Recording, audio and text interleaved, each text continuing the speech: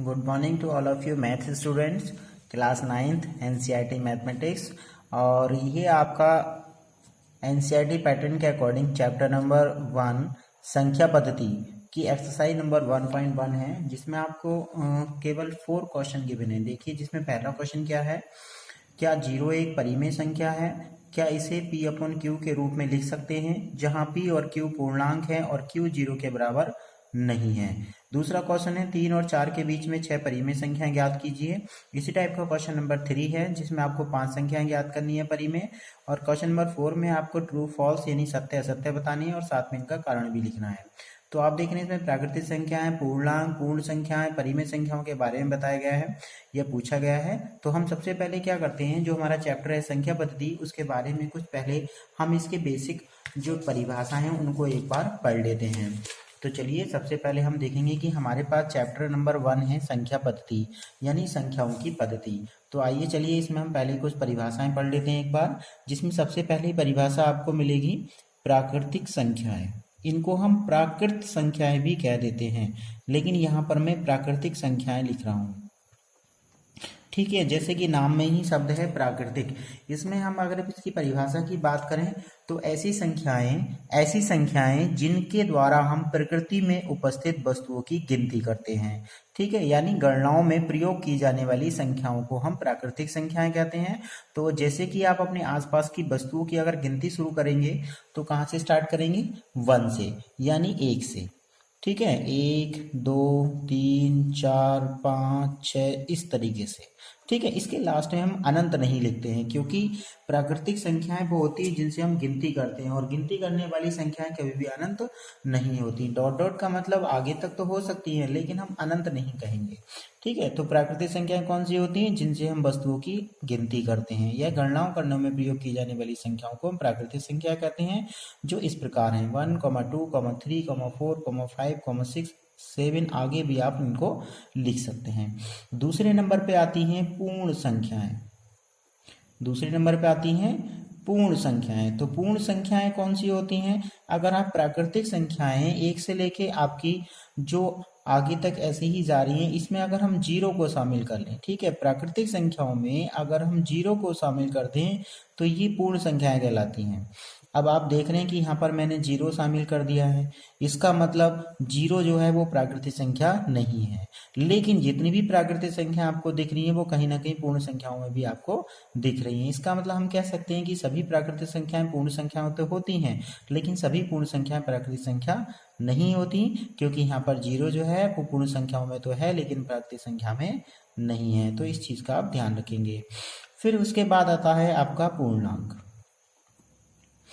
अगर हम इन पूर्ण संख्याओं में प्राकृतिक संख्याओं के धनात्मक के बाद हम ऋणक संख्याओं को भी अगर इसमें लिख दें तो वे आपके पूर्णांक कहलाते हैं। अगर हम 0, जो आपने पढ़ा होगा पिछली क्लास में संख्या रेखा, हम एक संख्या रेखा पर दिखा लेते हैं इसको, बीच में हमने 0 लिखा है। अगर हम राइट हैंड यानी दाईं ओर चलेंगे तो हम इसे 1 2 3 4 5 6 7 ऐसे ऑन इसी प्रकार आगे बढ़ते रहेंगे। अगर हम बाईं ओर चलेंगे तो ये 0 से पहले -1 होगा, -2 होगा, फिर -3 होगा, -4 होगा, ऐसे ऑन, फिर -5 -6 ऐसे ऑन आप और भी लिख सकते हैं। इस संख्या रेखा में आप एक चीज और समझ लेंगे कि जितनी भी संख्या हमारे दाईं ओर को बढ़ती हैं वो सब बड़ी होती चली जाती हैं, और जब हम बाईं ओर को चलते हैं तो संख्याएं छोटी होती चली जाती हैं। तो ये जो अंक मैं लिख रहा हूँ ये सब क्या है? ये पूर्णांक हैं, और केवल धनात्मक प्राकृतिक संख्याएं और 0 को ले लें तो वो पूर्ण संख्या है। ठीक है, तो यहाँ से एक परिभाषा निकल के आती है कि सभी प्राकृतिक संख्याएं पूर्ण संख्या होती हैं, सभी प्राकृतिक संख्याएं पूर्णांक होते हैं। सभी पूर्ण संख्या आपकी पूर्णांक होती हैं, लेकिन सभी पूर्णांक पूर्ण संख्याएं नहीं होती, और सभी पूर्णांक आपकी सभी पूर्णांक आपकी प्राकृतिक संख्या भी नहीं होती। तो ये चीज भी आप ध्यान रखेंगे। इसके बाद आता है हमारा परिमेय संख्याएं। ठीक है, इसकी हमें जरूरत पड़ेगी। परिमेय संख्याएं जो पूर्णांक या पूर्ण संख्याओं से ही बनती हैं। ऐसी संख्याएं जिनको हम p/q के रूप में लिख सकते हैं, ऐसी संख्याएं जिनको हम p/q के रूप में लिख सकते हों, और यहाँ पर p और q दोनों ही क्या हों? पूर्णांक हों। तो पूर्णांक आप देख चुके हैं ऊपर क्या होते हैं, पूर्णांक आपके ये होते हैं। इसका मतलब अगर हम p/q के रूप में किसी संख्या को व्यक्त कर सकते हैं या लिख सकते हैं ठीक है, तो वह आपकी परिमेय संख्या कहलाएगी। जैसे कि सबसे ऊपर हमने लिखा प्राकृतिक संख्याएं, तो प्राकृतिक संख्याएं थी आपकी 1 2 3 4 S1।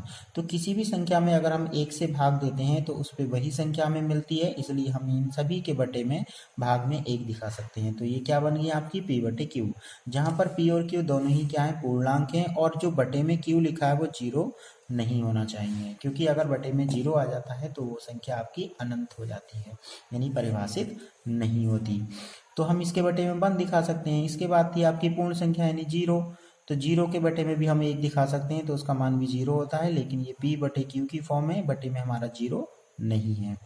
इसके बाद थी हमारी पूर्णांक। पूर्णांक में आपकी नेगेटिव संख्याएं थी -1 -2 -3, तो ये भी पूर्णांक है। पूर्णांक के बटे में हमने पूर्णांक लिख दिया, इसका मतलब ये P बटे Q की फॉर्म में बदल गई। तो ये भी संख्या कैसी होगी, पूर्ण संख्याएं, यानी परिमेय संख्याएं। तो परिमेय संख्याएं जो होती हैं, जिनको हम P बटे Q के रूप में लिख सकते हैं, उनको हम परिमेय संख्याएं कहते हैं। तो चलिए, ये 3-4 आपकी परिभाषाएं थी। इसके बाद हम चलते हैं एक्सरसाइज पर, और एक्सरसाइज में देखते हैं हमारा पहला क्वेश्चन क्या है।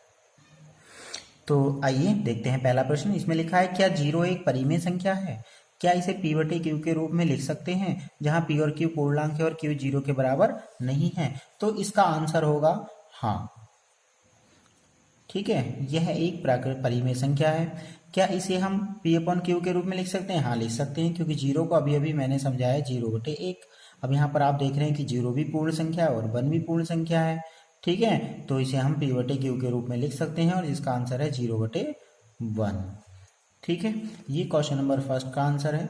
इसके बाद आप देखेंगे सेकंड क्वेश्चन। सेकंड क्वेश्चन में लिखा है कि 3 और 4 के बीच में 6 परिमेय संख्याएं ज्ञात कीजिए। तो देखेंगे हम इसमें परिमेय संख्या कैसे ज्ञात करते हैं। हमारे पास पहली संख्या लिखी है 3 और दूसरी संख्या लिखी है 4। हमें इसके बीच में कितनी संख्या निकालनी है? 6।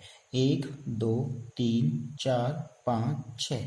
हम क्या करते हैं, जितनी संख्या हमें बीच में निकालनी होती है उससे एक ज़्यादा लेते हैं, यानी 6 + 1 बराबर 7। अगर 7 पूछेगा तो 7 + 1 हम कितना लेंगे? 8। अगर 8 पूछेगा तो हम कितना लेंगे? 8 और 1 9। तो यहाँ पर 6 संख्याएं पूछी हैं, तो हम क्या करेंगे, 6 और 1 कितना होता है? 7। इस 7 से हम इस 3 को परिमेय संख्या बना लेंगे, 3 बटे 1, और ऊपर भी हम 7 से गुणा कर देंगे और नीचे भी हम 7 से गुणा कर देंगे। इसी तरीके से यहाँ पर 4 को हम परिमेय संख्या बना लेंगे और इसमें ऊपर और नीचे हम 7 से गुणा कर देंगे। तो ये हो जाएगा 7 × 21 बटे 7, और ये हो जाएगा आपका 7 × 28 बटे 7। अब आप 21 से आगे चलेंगे और 28 से पहले, तो हमारे पास क्या मिलेगा? 22 23 24 25 26 और 27। आप इन सभी के बटे में क्या लिख देंगे? 7 लिख देंगे। तो आप देखेंगे कि यहाँ पर हमें कुछ परिमेय संख्या मिल गई हैं जो P बटे Q के रूप में है। इसका मतलब 1 2 3 4 5 6, ये 6 आपकी परिमेय संख्या हो गई, जो आपकी 3 और 4 के बीच में है।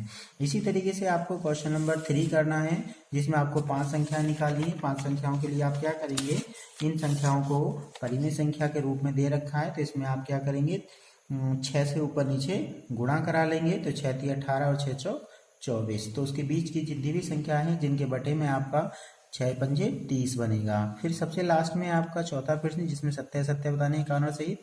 तो आप देखेंगे कि पहला दे रखा है प्रत्येक प्राकृतिक संख्या एक पूर्ण संख्या होती है। प्रत्येक प्राकृतिक संख्या एक पूर्ण संख्या होती है, ये सही है। क्यों? क्योंकि जितनी भी पूर्ण संख्या होती हैं उसके अंदर कहीं ना कहीं सभी प्राकृतिक संख्याएं शामिल होती हैं, जो हमने अभी अभी पढ़ा है। तो हम इसका कारण दे सकते हैं कि जितनी भी प्राकृतिक पूर्ण संख्या होती है उसके अंदर सभी प्राकृतिक संख्याएं सम्मिलित होती हैं, इसलिए प्रत्येक प्राकृतिक संख्या पूर्ण संख्या होती है। प्रत्येक पूर्णांक एक पूर्ण संख्या होती है, ये हमारा गलत हो जाएगा, क्योंकि पूर्णांक आपके कारण क्या है, ये गलत है, फॉल्स है। क्यों कारण गलत है? क्योंकि जितने भी पूर्णांक होते हैं वो धनात्मक भी होते हैं, ऋणात्मक भी होते हैं, लेकिन पूर्ण संख्याएं केवल धनात्मक ही होती हैं। ठीक है, तो ऋण संख्याएं हमारी पूर्णांक तो होती है, लेकिन पूर्ण संख्याएं नहीं होती। प्रत्येक परिमेय संख्या एक पूर्ण संख्या होती है, ये भी सही नहीं है, क्योंकि कुछ संख्याएं ऐसी होती हैं जो परिमेय संख्या तो होती है, लेकिन उनको पूर्ण संख्या के रूप में व्यक्त नहीं होती। ठीक है, तो हम यहाँ पर लिख सकते हैं तीसरा स्टेटमेंट भी क्या होगा आपका? गलत होगा।